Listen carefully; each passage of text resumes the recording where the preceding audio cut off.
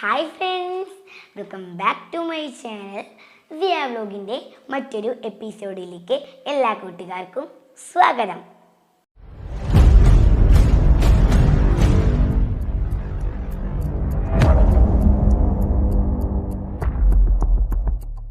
ഇന്ന് നാം പരിചയപ്പെടാൻ പോകുന്നത് നമ്മുടെ നാട്ടിൻപുറങ്ങളിലും സുലഭമായി കാണപ്പെടുന്ന നെല്ലിക്കയുടെ ഗുണഗണങ്ങളെ കുറിച്ചാണ്.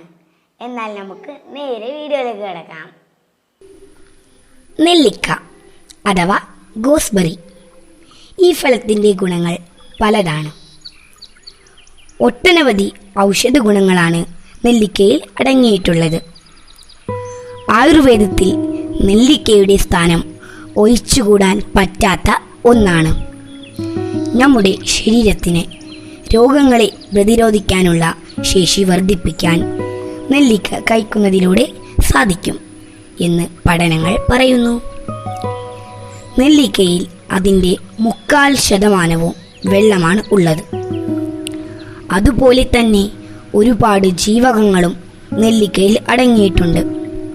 ഇരുമ്പ്, മഗ്നീഷ്യം, കാൽസ്യം, ഫോസ്ഫറസ്, സിങ്ക് തുടങ്ങിയ നിരവധി മൂലകങ്ങളും നെല്ലിക്കയിൽ അടങ്ങിയിട്ടുണ്ട്.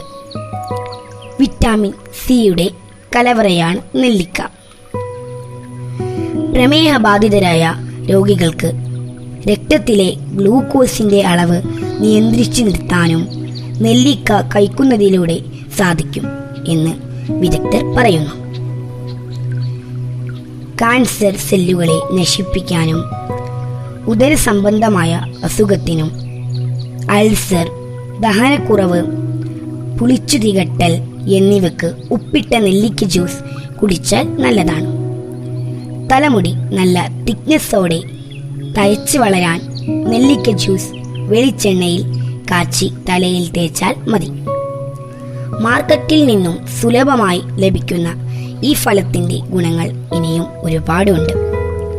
പിത്തം, കഫം എന്നിവ ശമിപ്പിക്കാൻ കഴിവുള്ള ഒരു ഫലമാണ് നെല്ലിക്ക. നെല്ലിക്കയെ ആയുർവേദത്തിൽ ധാത്രിബല എന്നാണ് അറിയപ്പെടുന്നത്. നെല്ലിക്കക്ക് 5 രസങ്ങളുണ്ട്.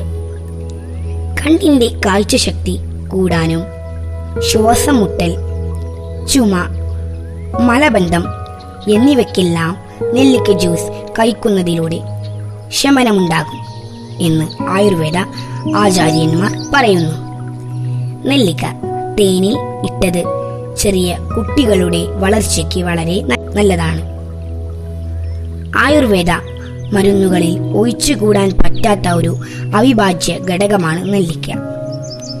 ചുരുക്കി പറഞ്ഞാൽ മനുഷ്യരിൽ കാണുന്ന ഒട്ടേറെ രോഗങ്ങളെയും ശമിപ്പിക്കാൻ ഒരു പരിധിവരെ നെല്ലിക്കക്ക് കഴിയുമെന്ന് സാരം. ഇതിനു പുറമെ നെല്ലിക്കയെക്കുറിച്ച് രസകരമായ ഒരു ഐതിഹ്യവും പ്രചാരത്തിലുണ്ട്. എന്താണെന്ന് വെച്ചാൽ, പണ്ട് ദേവന്മാരും അസുരന്മാരും ചേർന്ന് പാലായി കടഞ്ഞപ്പോൾ അതിൽ നിന്നും താഴേക്ക് വീണ ഒരു തുള്ളി അമൃതാണ് നെല്ലിക്കയായി പരിണമിച്ചത് എന്നാണ് കഥ. നിങ്ങൾക്ക് വീഡിയോ ഇഷ്ടപ്പെട്ടാൽ ലൈക്ക് ചെയ്യുക, ഷെയർ ചെയ്യുക, സബ്സ്ക്രൈബ് ചെയ്യുക. അതിൻ്റെ തൊട്ടടുത്തുള്ള ബെല്ലൈക്കൺ ക്ലിക്ക് ചെയ്യുമ്പോൾ അതിൽ 3 ഓപ്ഷൻ തരും. അതിൽ ആളെന്ന് ക്ലിക്ക് ചെയ്താൽ ഞാൻ വിടുന്ന വീഡിയോസൊക്കെ നിങ്ങൾക്ക് നോട്ടിഫിക്കേഷനായി കിട്ടും. ഇതുപോലെ നല്ല വീഡിയോസുമായി പിന്നെയും കാണാം. ബൈ.